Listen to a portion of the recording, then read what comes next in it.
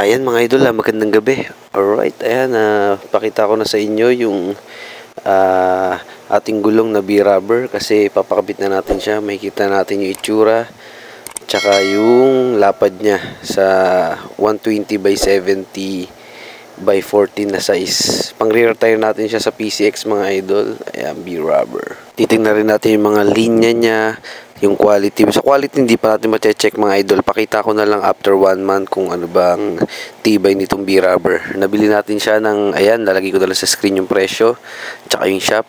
Meron din tayong part 1 niyan. Ayun yung binili pa lang natin. Ngayon papakabit na natin. 120 by 70 by 14. Ayan, tubeless. Ayan, mga idol, ang B-rubber pala ay ayan, made in Thailand. First time ko gumamit nito mga idol. Ina-try natin kasi dati is Michelin, Pirelli, tapos Quick Tire.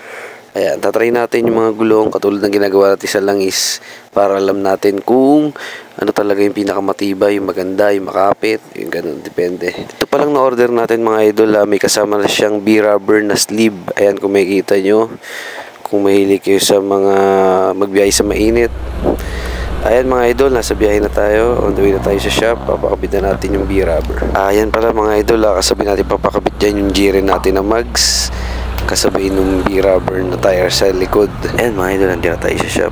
Susut ko yung B-rubber dyan sa katawan natin. Ayan. Sana matibay si B-rubber sa halagang 1,375. Pero nung binuksan siya mga idol, tingin ko parang bagong bili pa lang siya. Yung pinaka-guwit niya sa pinaka-gitna masyadong mababaw. Parang mabilis siyang mapudpud. Para sa akin lang, hindi ko sigurado. Ayan, dito mga idol, kino-compare ko siya sa ating front tire na 110 by 70 by 14. Mas mataba naman siya ng konti, nga lang kinain siya ng lapad ng ating rear tire dahil makapal yung mags natin sa likod. Nung siya tingnan kumpara sa stock tire mga idol. Ayan yung G-rin mags natin. Ito yung ating stock tire mga idol. Makikita nyo mataba yung kanyang gulong pero maliit yung ating mags. Ayan ang stock ng PCX 160. 11K odo pala tayo mga idol bago nagpalit ng tire. Ayan, binubuksan na ni idol yung ating B-rubber. At para naman may kabit mga idol, binaklas yung ating pipe, shock, tsaka swing arm.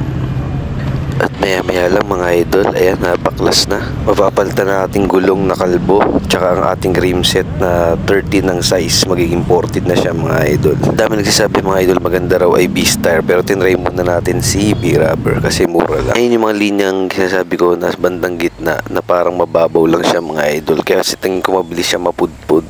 Ewan ko lang din malalaman ko pa kung hard compound o soft compound si B-rubber. Tumagal lang ng 1 year to mga idol, okay na kasi 1,375 lang. Kahit big tire siya, mura pa rin yung price. Yan, ikakapit na sa ating G-rin mags mga idol. Kita nyo ba? Asul na asul ang ating G-rin mags. At ayan, nakasalpak na nga si B-rubber. Bagay na bagay. Kaya sabi ko mga idol na medyo kinain yung lapad niya. Ayun, medyo nabibistignan kasi malapad yung ating mags. At ayan na nga mga idol, nakasalpak na sa ating motor na si Rhinos. Poging-pogi mga idol. Ayan. Para sa akin mga idol, nanipisan ako ng konti.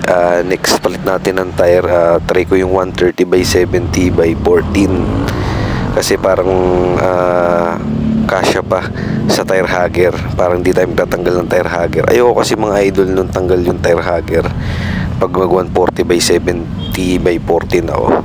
Tapos malaki pa yung allowance siya sa sahig mga idol. Ayan, diba? Kaya pwede pa tayo mag big tire ng isang size sa tingin ko. Dito sinisilip ko mga idol yung allowance ng gulong sa tire hugger natin. Makikita nyo meron pa siyang allowance na parang kasya pa hanggang isang size na 130 by 70 by 14 nga mga idol. Titignan natin. Para medyo gusto ko kasi mga idol is big tire concept. Ayoko nung manipis, lalo kapag sa likod. Pogi nga tingnan kung manipis, kaso nga lang delikado naman sa bengkong, mabilis maplat. At ayan mga idol, finished product na. Ayan yung itsura ng ating gulong, diba? Pogi siya tingnan. Hinga lang sa akin, medyo naninipisan pa ako ng konti. Ayun naman yung sa kabilang side mga idol. Dito naman sa huling part mga idol, pakita ko sa inyo yung mga linya na malapitan. Ayan, okay yung sa may bandang gilid niya, pero yung sa gitna ay makikita nyo parang ang babaw ng linya. So parang bilis siya mapudpud.